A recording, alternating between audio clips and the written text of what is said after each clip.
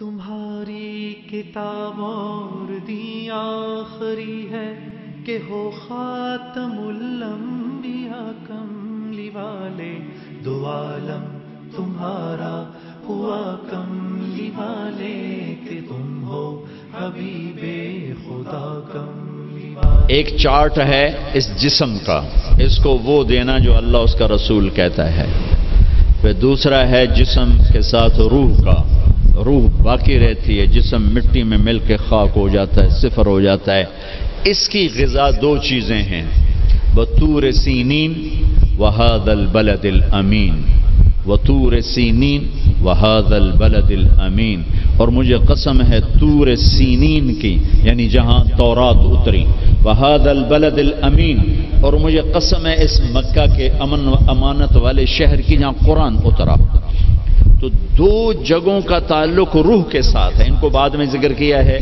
ایک طور سینا جہاں پہلی کتاب تورات اتری، اور ایک مکہ جہاں آخری کتاب قرآن اترا۔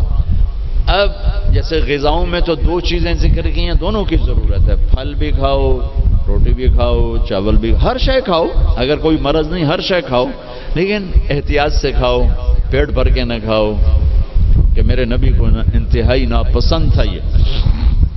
ساری زندگی آپ نے ایک وقت کھانا کھایا، دو وقت کبھی نہیں کھایا، اگلے وقت میں تھا بھی تو آپ چھوڑ دیتے تھے، نہیں کھاتے تھے، اور پیٹ بھر کے کبھی نہیں کھایا ہے۔ تو دو چیزیں طور سینین اور بلد الامین، اس میں ہمیں اب ایک کی ضرورت ہے، دوسرے کی نہیں۔ طور سینا میں تورات اتری، اور تورات قرآن میں اتر گئی کہ میرے نبی نے کہا اوتیت المثانی مکان التورات، مجھے تورات کے بدلے میں سورۃ فاتحہ مل گئی ہے۔ تو تورات آ گئی قرآن میں، والمائدۃ مکان الانجیل، اور انجیل کے بدلے میں سورہ مائدہ مل گئی ہے، والحوامیم مکان الزبور، اور زبور کے بدلے میں حامیم مل گئی ہیں، وفضلت بالمفصلات، اور باقی قرآن کے ذریعے سے مجھے عزت ملی ہے۔ دوسری چیز جس کی یہ ڈاکٹرز کو، لیڈی ڈاکٹرز کو، ایک تاجر کو، ایک صنعتکار کو، ایک افسر کو ضرورت ہے، وہ قرآن ہے جو ہمارے روح کی غذا ہے۔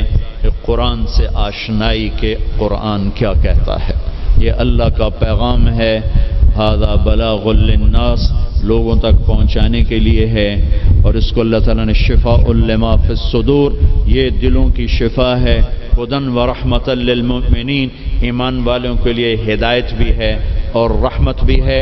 ان ھذا القرآن یہدی للتی ہی اقوم، یہ سیدھا راستہ بھی بتاتا ہے۔ یہ وہ کتاب ہے جس کا ٹائٹل ہے لا ریب فی، ساری دنیا کے دانشور جو مرضی لکھیں، کوئی یہ نہیں لکھ سکتا کہ جو کہہ رہا ہوں شک سے بالا تر ہے۔ میرے رب کا فرمان ہے کہ جو کچھ اتارا جا رہا ہے، کہا جا رہا ہے، یہ شک و شبہ سے بالا تر ہے۔ دوسری چیز جس کی ڈاکٹر کو بھی ضرورت ہے، اور تاجر کو بھی ضرورت ہے، عالم کو بھی ضرورت ہے، بچیوں کو ضرورت ہے، آپ کو ضرورت ہے، ایک میاں بیوی کو ضرورت ہے، وہ قرآن ہے۔ قرآن زندگی گزارنے کا طریقہ بتاتا ہے، اللہ سے کیسے جڑنا ہے یہ طریقہ بتاتا ہے، اللہ کے بندوں سے کیسے جڑنا ہے یہ طریقہ بتاتا ہے۔ اللہ سے جڑنے کا ذریعہ ہے کبیرہ گناہوں سے بچنا، اتق المحارم تکن اعبد الناس، کبیرہ گناہوں سے بچو، اللہ کے عبادت گزار بن جاؤ گے۔ اللہ سے جڑنے کا ذریعہ ہے اس کی بندگی اور اطاعت، اور اس کے فرائض کا ادا کرنا۔ اس کے فرائض میں نماز سر فہرست ہے،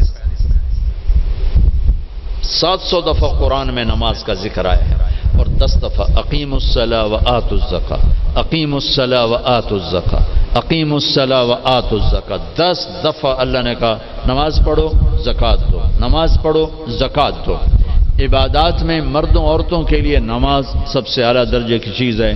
جعلت قرۃ عینی فی الصلاۃ، آپ کلاس لے رہے ہیں، نماز سر پہ آ گئی ہے، اب آپ مسجد کی طرف بھی جائیں، آپ کلینک میں بیٹھے ہیں، نماز کا وقت آ گیا ہے، آپ 10 منٹ کا وقفہ لیں اور اپنے اللہ کے سامنے سجدے میں سر رکھیں، پھر آپ اپنے کلینک پر آئیں۔ آپ آپریشن کر رہے ہیں، وہاں سے نکلنا مشکل ہے، آپ 10 منٹ بعد نماز پڑھ لیں، لیکن چھوڑنے کی گنجائش نہیں ہے۔ گھر میں بچوں کے ساتھ خاتون مشغول ہے، اللہ کا بلاوا آ گیا، اب اللہ کے سامنے کھڑے ہو جائیں کہ اللہ تعالیٰ نے آپ کو بلایا ہے اور یہ سر زمین پہ رکھنا میری آپ کی سب سے بڑی معراج اور عزت اور عظمت اور کامیابی ہے۔ اور میرے نبی کا دنیا سے جاتے ہوئے آخری پیغام تھا الصلاۃ، میری امت نماز نہ چھوڑنا۔ علی رضی اللہ تعالیٰ عنہ کو تیر لگا جنگ میں، اور تیر ران میں لگا، وہ ایسا کھب گیا کہ نکالیں تو نکلتا نہیں تھا، زور لگائیں تو درد ہوتا تھا، تو ان کا اسے چھوڑ دو۔ نماز کے لیے کھڑے ہو گئے، نماز کی نیت باندھ کے کھڑے ہو گئے، نماز شروع کر دی، تو انہوں نے نماز کے دوران تیر نکالا تو ان کے جسم میں اتنی جنبش بھی نہیں ہوئی۔ نماز کے بعد فرمانے لگے تیر کا کیا بنا؟ کہا جی نکال لیا، کہ مجھے تو کوئی پتہ نہیں چلا۔ عروہ بن زبیر رضی اللہ عنہ کے پاؤں کا وہ گینگرین ہوگی، گینگرین، تو وہ ڈاکٹروں نے کہا جی اب یہ کاٹنا پڑے گا، نہیں کاٹا تو آگے اوپر جائے گا سارا۔ ان کا ٹھیک ہے کاٹ دو، کہ پھر آپ شراب پی لیں تاکہ آپ بے ہوش ہو جائیں، پھر ہم کاٹ دیں۔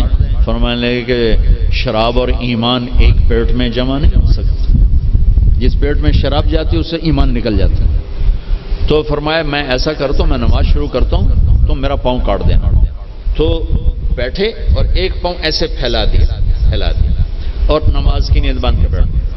تو انہوں نے نماز کے دوران ان کا پاؤں کاٹا، اس کی پٹی کی، اور ان کا جسم اتنا بھی نہیں ہلا، اتنا۔ سلام پھیرنے کے بعد کہنے لگے پاؤں کاٹ دیا؟ کہنے لگے جی کاٹ دیا۔ کہ مجھے تو کوئی پتہ نہیں چلا، کہ مجھے دکھاؤ کدھر ہے؟ ان کا یہ ہے۔ تو اپنے پاؤں کو پکڑا اور یوں، اے اللہ تو گواہ ہے میرا یہ پاؤں کبھی تیری نافرمانی میں ایک دفعہ بھی نہیں اٹھا، ایک قدم بھی اس پاؤں سے میں تیری نافرمانی میں نہیں چلا۔ رابعہ بصری رحمۃ اللہ علیہا اپنے خامن سے فرماتی رات کو غسل کر کے کپڑے پہن کے خوشبو لگا کے کہ آپ کو میری ضرورت ہے؟ اگر وہ کہتے نہیں تو پھر کہتی مجھے اجازت ہے میں اپنے اللہ سے بات کر لوں؟ کہنے کہ ہاں اجازت ہے۔ پھر ساری رات سجدے میں گزر جاتی تھی اور نفلوں میں گزر جاتی تھی اور رونے دھونے میں گزر جاتی تھی۔ جوانی میں فوت ہو گئی، 40 سال کی عمر میں۔ جب ان کا انتقال ہوا تو ایک خادمہ ساتھ تھی، اس سے فرمانے لگی دیکھو میں جب مر جاؤں نا تو مجھے راتوں رات دفن کرنا ہے، اور جس کرتے میں میں تہجد پڑھتی تھی وہ مجھے کفن دینا ہے، اور کسی کو بتانا نہیں۔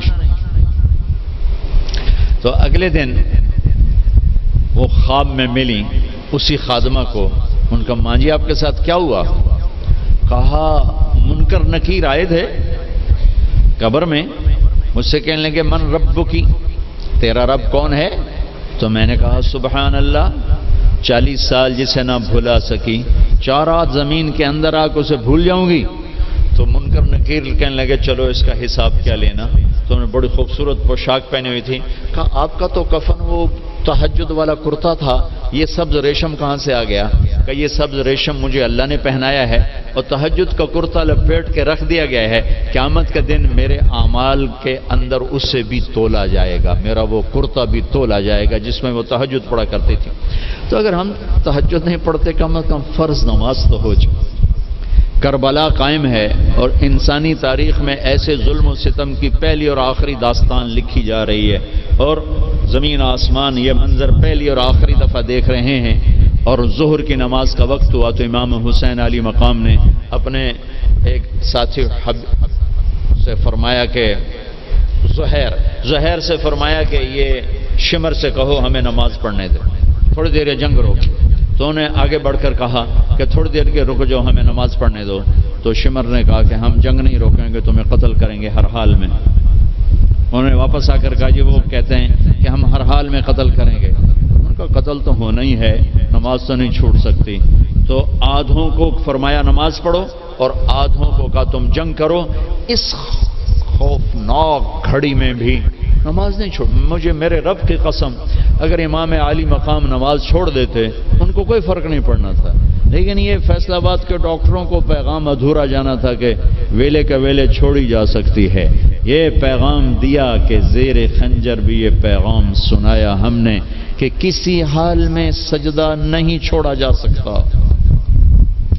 میرے عزیزو بڑے درد سے کہتا ہوں ہمارے 10% سے زیادہ نمازی نہیں ہیں، 90% مسلمان نماز چھوڑ چکے، جب آدمی سجدے میں سر رکھتا ہے تو اللہ کی قسم تحت الثری تک زمین ٹھنڈی ہو جاتی اور زمین کے دوسرے ٹکڑوں پر فخر کرتے کہ دیکھو میرے اوپر سبحان ربی اعلیٰ کے نغمے گائے گئے ہیں اور میرے اوپر اللہ کو یاد کرنے والے کا ماتھا آ کے ٹکا ہے۔